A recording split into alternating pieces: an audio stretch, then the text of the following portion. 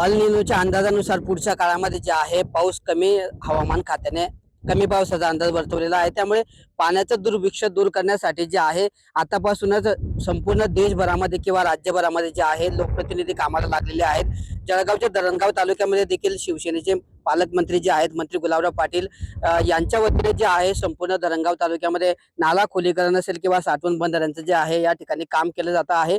आणि त्याच संपूर्ण कामाची जी आहे आज जिल्हाधिकारी यांच्यासोबत मंत्री गुलाबराव पाटलांनी पाहणी केलेली आहे।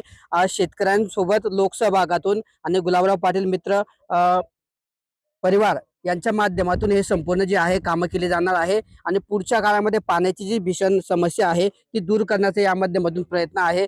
आपण शिवसेनेचे मंत्री गुलाबराव पाटील यांच्याशी बोलणार आहोत। भाऊ, काय सांगणार? एकंदरीतच आपण बघितलं तर पुढच्या काळामध्ये कमी पावसाचा अंदाज वर्तवलेला आहे। त्या पार्श्वभूमीवर आपल्याकडून आतापासून या उपाययोजना केल्या जात आहेत। नेमक्या काय उपाययोजना केल्या जात आहेत, किती किलोमीटरचे हे कामं होणार आहे, कशा पद्धतीचा आता पुढे फायदा होणार आहे आपल्याला?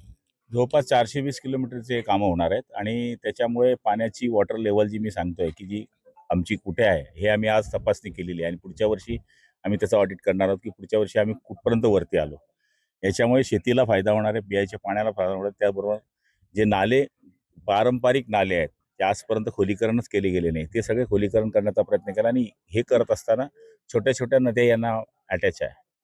त्यामुळे पाटाचं पाणी ज्यावेळेस सुटतं त्यावेळेस ते नदीतनं येते, त्यावेळेस सुद्धा आम्हाला इथं पाणी सोडता येईल। म्हणजे वॉटर लेवल वाढण्याकरता आणि शेतकऱ्याला बागायत करण्याकरताचा हा आमचा प्रयत्न आहे। अनेक बघितलं तर तालुक्यांमध्ये पाण्याची समस्या उद्भवते।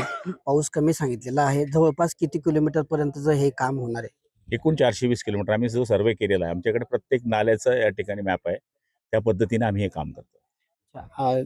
भाऊ, हे काम पूर्ण झाल्यानंतर पाऊस जेव्हा पडेल किंवा पाणी यामध्ये साचेल त्याचा भविष्यात कसा फायदा होणार आहे आपल्याला?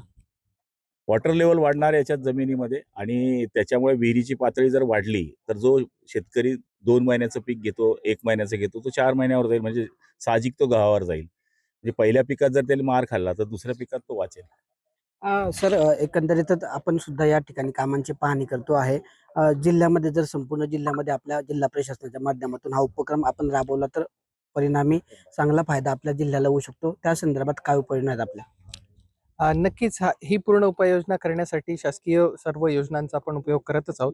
त्यासोबतच सरांच्या संकल्पनेतून आणि सर्व जे काही सेवाभावी संस्था असतील, NGOज असतील, त्यांना एकत्र घेऊन यांना एक चळवळीचं स्वरूप आपण बघत असाल की सर्व गावातले लोक इथे एकत्र जमलेले आहेत। प्रत्येक ज्यांचं बांध ह्या नदीशी लागून आहे त्या सर्वांनी याच्यामध्ये सहकार्य केलेलं आहे। खोलीकरणाच्या नंतर जी बांधाची बंदिस्ती केलेली आहे त्याच्यामुळे त्यांच्या शेतात पाणी जाणार नाही, त्यांनाही फायदा होणार आहे।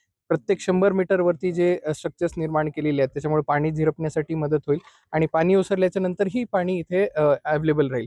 त्यामुळे खरीपासोबतच रबी आणि उन्हाळी पिकं असतील आणि पिण्याचं पाण्याचं जे दुर्भिक्ष आहे ते कमी करण्यासाठी नक्कीच या सर्व यंत्रणेचा मदत होईल। तर अशा पद्धतीने जर विचार केला तर धरणगाव तालुक्यामध्ये जवळपास 400-450 किलोमीटर पर्यंत हे साठवण बंधारे असतील, नाला खोलीकरणाचं जे आहे या ठिकाणी काम पार पडणार आहे। आणि या माध्यमातून पुढच्या काळामध्ये जे आहे पाण्याच्या भूजल पातळी जी आहे ते वाढवण्यास मदत होणार असून शेतकऱ्यांच्या बांधापर्यंत पाणी या ठिकाणी पोहोचेल असा विश्वास या ठिकाणी मंत्री गुलाबराव पाटील यांनी व्यक्त केला आहे। किशोर पाटील, TV9 मराठी, जळगाव।